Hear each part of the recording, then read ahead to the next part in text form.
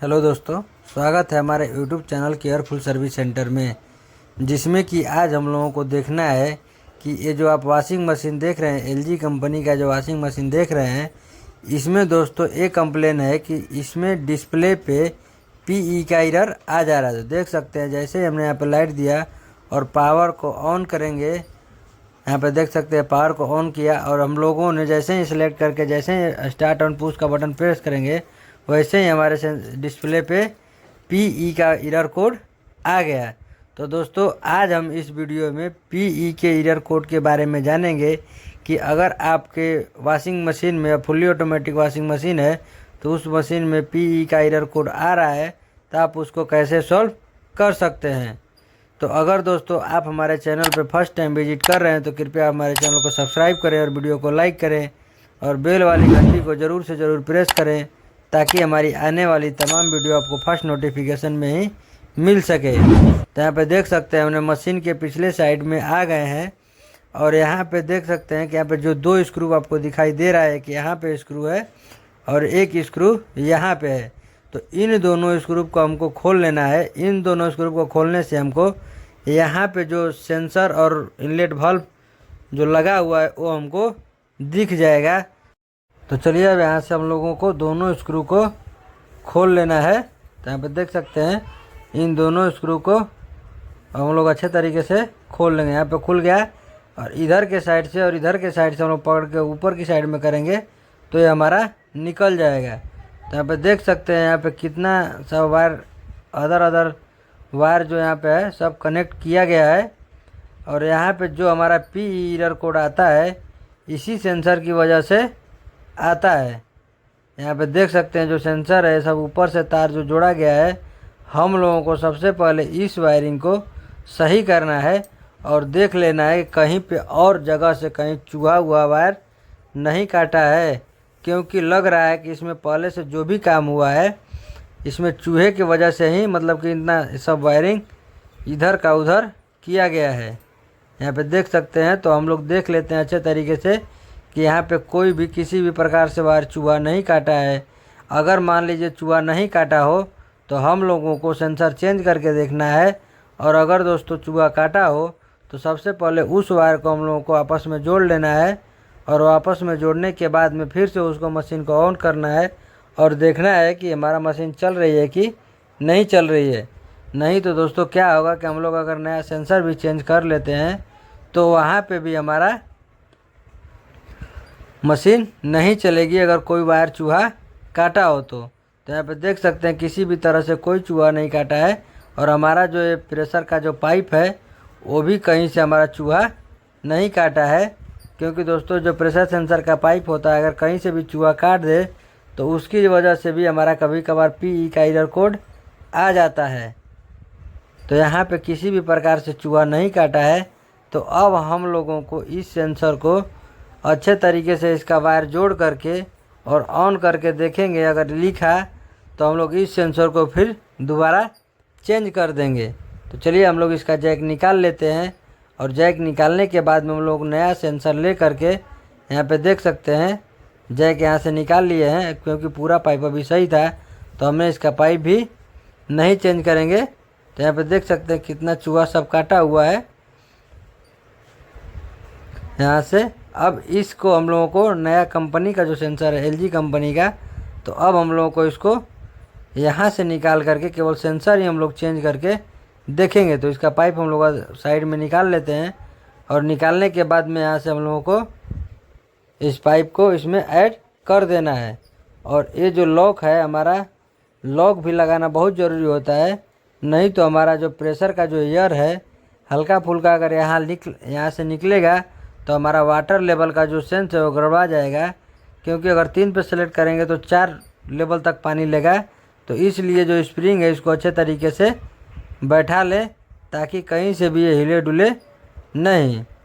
यहाँ पे देख सकते हैं यहाँ पे हम लोगों को अच्छे तरीके से बिठा लेना है और बिठाने के बाद में जो हमारा सेंसर का जो जैक है इस जैक को हम लोगों को अच्छे तरीके से यहाँ पे बढ़िया तरीके से फिक्स कर लेना है, ताकि हम लोगों का इतना अच्छे से फिक्स कर लेना है कि वो हमारा लूज ना हो।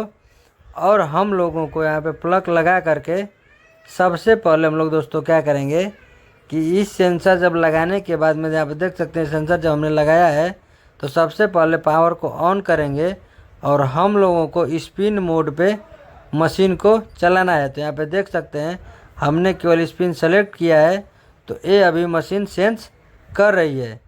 यहाँ पे देख सकते हैं अभी हमने स्पिन को सेलेक्ट किया है तो अभी हम लोगों को यहाँ पे सेंस मशीन कर रही है। तो अगर दोस्तों आप डायरेक्टली सेंसर चेंज करके वाश पे चलाते हैं तो लमसम बहुत से सिचुएशन में वाश पे काम नहीं करता है। तो सबसे पहले आपको स्पिन चलाना होगा और स्पिन कुछ देर चल जाए तब आप वाश सेलेक्ट करेंगे। तो यहाँ पे देख सकते हैं हमारा धीरे धीरे अभी स्पिन चालू हो गया है। ये धीरे धीरे दोस्तों इसलिए स्पीड बढ़ा रहा है क्योंकि ये इन्वर्टर मॉडल की वॉशिंग मशीन है। तो इस वॉशिंग मशीन में BLDC का मोटर लगा होता है, इसलिए इसका स्पीड धीरे धीरे करके आगे की साइड में जाता है। तो यहाँ पे देख सकते हैं यहाँ पे जो भी स्पिन है अब यहाँ से हमारा स्पिन होना चालू हो गया है। तो अब हम लोग इस स्पिन वाले को बंद करेंगे और फिर से वाश वाले को चालू करेंगे। तो चलिए अब हम लोग यहाँ से देख सकते हैं स्पिन अच्छे तरीके से काम करने लगा है। तो अब हम लोग को इसको बंद करना है। अब हम लोग को यहाँ से स्पिन जब हमारा अच्छे तरीके से चालू हो गया तो अब इसको हम लोग को बंद करना है और बंद करने के बाद में फिर से ऑन करके हम लोग को वाश पे सेलेक्ट करना है। तो यहाँ पे देख सकते हैं हमारी तीनों लाइट ब्लिंकिंग करने लगी। उसके बाद में power push start and push की बटन को एक बार केवल प्रेस करना है। तो यहाँ पे हमने एक बार प्रेस कर दिया है। अब हमारी मशीन चालू हो चुकी है। तो यहाँ पे धीरे धीरे हमारा कपड़ा सेंस करेगा। अभी क्योंकि हम लोगों ने वाटर लेवल सेलेक्ट नहीं किया था तो अभी पानी सेलेक्ट करेगा फिर जाके कपड़ा सेलेक्ट करेगा। तो यहाँ पे देख सकते हैं यहाँ से जो भी मतलब ड्रम देख सकते हैं इसमें धीरे धीरे घूम रहा है। अब अपना ये लोड सेंस कर रहा है कि हमारे अंदर कितना लोड है। फिर उसके बाद में यहाँ पे पानी सेंस कर लेगा। यहाँ पे देख सकते हैं यहाँ से पानी सेंस कर लेगा और जैसे ही हमारी पानी लेना चालू हो जाएगी तो समझिए कि हमारी मशीन सही तरीके से काम करने लगी।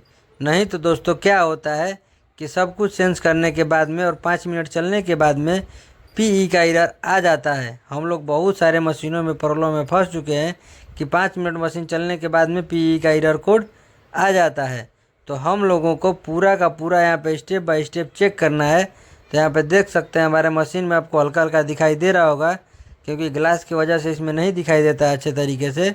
तो यहाँ से देख सकते हैं पानी आना हमारा चालू हो गया है और जो हमारे यहाँ पे वाटर लेवल है जो 4 पे सेलेक्ट हुआ है। अब जैसे हम लोग ढक्कन को उठाएंगे DE का एरर कोड आ जाएगा। तो इसलिए दोस्तों यहाँ से ढक्कन को उठाना नहीं है, यहाँ से ढक्कन को बिल्कुल नहीं उठाना है, नहीं तो जैसे ही ढक्कन उठाइएगा हमारा DE का एरर कोड आ जाएगा। तो यहाँ पे देख सकते हैं ये हमारा इनलेट वाल्व है और जो हमने चेंज किया था वो हमारा सेंसर है। एक इनलेट वाल्व पीछे के साइड में होता है और एक सेंसर होता है। तो ये हमारा इनलेट वाल्व रहा और ये हमारा सेंसर रहा। तो दोस्तों ये जो PE का एरर कोड आता है इसी सेंसर की वजह से आता है जिसको कि हम लोगों ने चेंज करके यहाँ पे प्रॉब्लम सही कर दिया है। तो यहाँ पे देख सकते हैं हमारा वाश भी अच्छे तरीके से चालू हो चुका है। अभी धीरे धीरे काम कर रहा है, कुछ देर बाद ज़ोर ज़ोर से काम करने लगेगा। यहाँ पे देख सकते हैं जैसे जैसे थोड़ा सा मतलब लेट हो रहा है वैसे वैसे हमारा स्पीड पानी का बढ़ रहा है। यहाँ से देख सकते हैं दोस्तों यहाँ पे फुल स्पीड में मशीन अब चलने लगी। BLDC मोटर में दोस्तों इसी प्रकार से मशीन काम करती है। पहले धीरे धीरे काम करेगी उसके बाद में अच्छे तरीके से काम करना चालू हो गई। तो अब दोस्तों हम लोगों का ये PE का एरर जो कोड है वो हमारा 100% प्रॉब्लम सॉल्व हो गया। तो दोस्तों आपको ये वीडियो कैसा लगा कमेंट सेक्शन में ज़रूर बताएं। तब तक के लिए धन्यवाद दोस्तों।